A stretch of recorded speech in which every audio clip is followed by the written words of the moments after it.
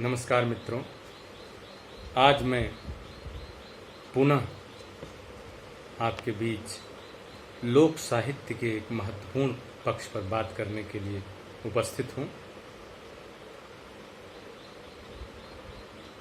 वह महत्वपूर्ण पक्ष है लोक साहित्य में अर्थ विमर्श। अर्थ का बहुत महत्व है जीवन में, बहुत महत्वपूर्ण साधन है जीवन चलाने के लिए। शास्त्रों में इसकी बड़ी चर्चा भी है अर्थ को लेकर, बाकायदा अर्थशास्त्र ही है हमारे यहाँ।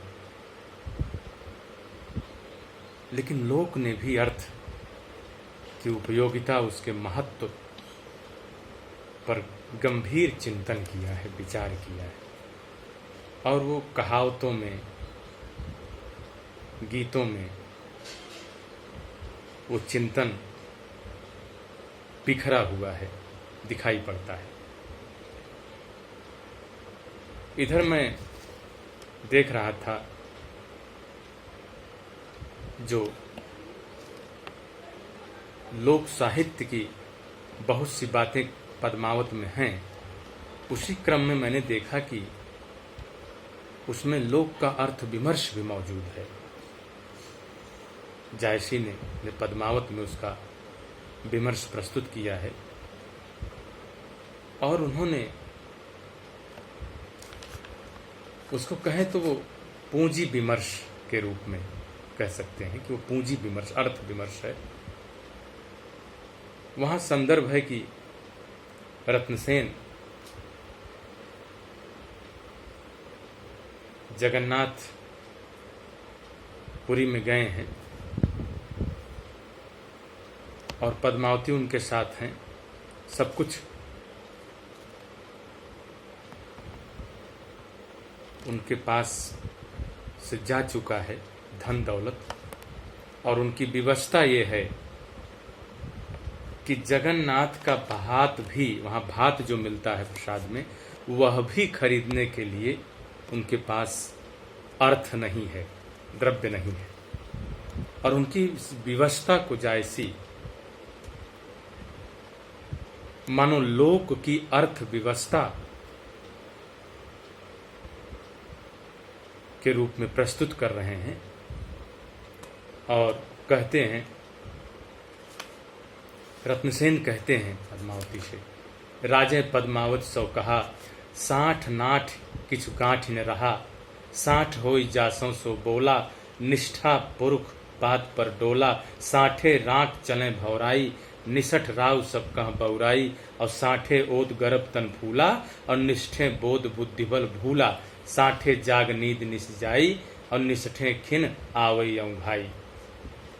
और उसी में आगे भी दोहा आता है कि बिनु गथ पुरुष पतंग ज्यों, बिना द्रव्य के, बिना धन के, बिना अर्थ के पुरुष पतंग की तरह है, कटी हुई पतंग की तरह, निसहाय, असहाय। और यह असहायता या निसहायता संस्कृत के कई महाकाव्यों, शास्त्रों में आई है। माघ नाम के कवि, जिन्होंने शिशुपाल वध लिखा है, बड़े दानवीर थे, उनकी दानशीलता बड़ी प्रसिद्ध है। सब कुछ उनका नष्ट हो गया था जब वो बिल्कुल असहाय स्थिति में पहुंच गए थे, तो भी वो दान देने की इच्छा रख रहे थे और लाचार थे। और वहां कहते हैं कि कितनी बड़ी व्यवस्था है कि मेरे पास कुछ है नहीं, मैं देना चाहता हूं, और ये प्राण भी मेरा साथ नहीं छोड़ते। तो ये जो व्यवस्था रही है वो शास्त्र से लेके लोक तक मौजूद है। आप देखें, इसीलिए लोक में हमारे यहाँ बहुत सी कहावतें ऐसी हैं कि धीर होय वीर होय सुंदर शरीर होय, लक्ष्मी न होय ताहि पूछता न कोई है। लक्ष्मी के बिना, धन के बिना आप बड़े सुंदर हों, बड़े अच्छे हों, लेकिन अगर आप लक्ष्मी विहीन हैं तो आपको कोई नहीं पूछेगा। और भी है, छूछी तोहका के पूछी, तुम छूछे हो, तुम्हारे पास कुछ नहीं है, तुम्हें कौन पूछेगा। फिर आप देखें एक संदर्भ और भी है महत्वपूर्ण, कि राजा नल पर जब विपत्ति पड़ी थी तो खूंटी जो है वो 9 लखा हार निकल गई थी। मित्र के यहाँ गए थे विपत्ति में, तो वो खूंटी 9 लखा हार ही निकल गई और उस चोरी का आरोप नल पर लगा कि चुरा ली। तो अर्थ से, द्रव्य से हीन नल पर इस तरह के आरोप इसीलिए कि वो अर्थ से विमुख हो गए थे, अर्थ से हीन हो गए थे, उनका सब कुछ नष्ट हो गया था।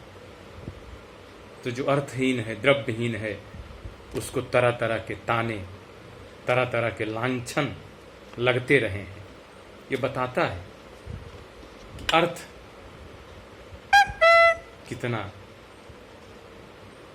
महत्वपूर्ण रहा और महत्वपूर्ण दरअसल बना दिया गया। अन्यथा जब ये संस्कृत में श्लोक आया है कि यस्यास्ति वित्तम स नरः कुलीनः, मैं समझता हूं कि बहुत लाचारी में, बड़ी विवशता के साथ आचार्य प्रवर ने ये बात कही होगी, भर्तृहरि ने, यस्यास्ति वित्तम स नरः कुलीनः। और एक दौर यहाँ ऐसा भी रहा है कि ऋषि मुनियों के आने पर, आचार्य के आने पर राजा अपना सिंहासन छोड़कर नीचे दौड़े आकर उनके चरणों में पड़ जाते थे। उनके पास कौन सा वित्त और अर्थ था, उन वनवासियों के पास? उनके पास ज्ञान की संपन्नता थी, संतोष का धन था। वहां अर्थ और द्रव्य बहुत छोटा है, लेकिन ऐसा भी दौर आया कि यस्यास्ति वित्तम स नरः कुलीनः, अर्थ इतना अनर्थकारी और इतना निर्णायक सिद्ध हुआ जिसकी कल्पना नहीं की जा सकती है। और आप देखें कि आज तो अर्थ का ही युग है, आज वह अपने चरम पर है और उसके खतरे हम सब देख रहे हैं। अर्थ इतना महत्वपूर्ण हो गया है और हो जाएगा, इसकी कल्पना हमारे पुराने लोगों ने नहीं की थी। तो इस तरह से हम देखते हैं कि लोक में हमारे ऐसे बहुत से संदर्भ हैं, उसमें से अर्थ का भी यह संदर्भ बहुत महत्वपूर्ण है जिस पर बात होनी चाहिए। धन्यवाद, प्रणाम।